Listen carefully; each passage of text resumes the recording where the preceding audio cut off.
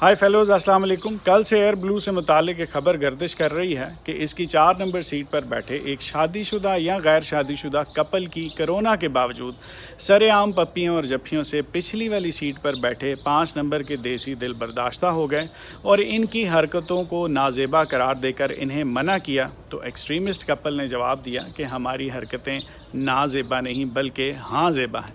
ये भी कहा कि सरेआम पब्लिक के सामने ये हमारा प्राइवेट मैटर है, मेरा कपल मेरी मर्ज़ी, जब हम दोनों राज़ी तो तू क्या करेगा काजी मौलवी वगैरह वगैरह।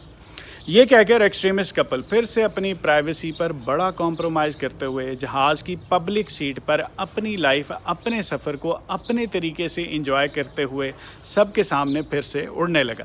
शिकायत एयर होस्टेस तक पहुंची। वो आई और एक्सक्यूज़ मी कहकर कपल को बीच में रोकर कहने लगी कि खुदा का नहीं तो कोरोना का ही खौफ कर लें। मगर कपल ने अपनी फंडामेंटल पोजीशन, मेरा कपल मेरी मर्ज़ी, बरकरार रखी और पब्लिक में पर्सनल अफेयर लिए फिर से एक हो गए।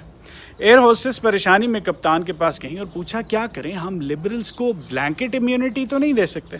कप्तान ने जवाब दिया कि हम इन्हें ब्लैंकेट ओढ़ देते हैं, इम्यूनिटी ये इसके नीचे लेते रहेंगे।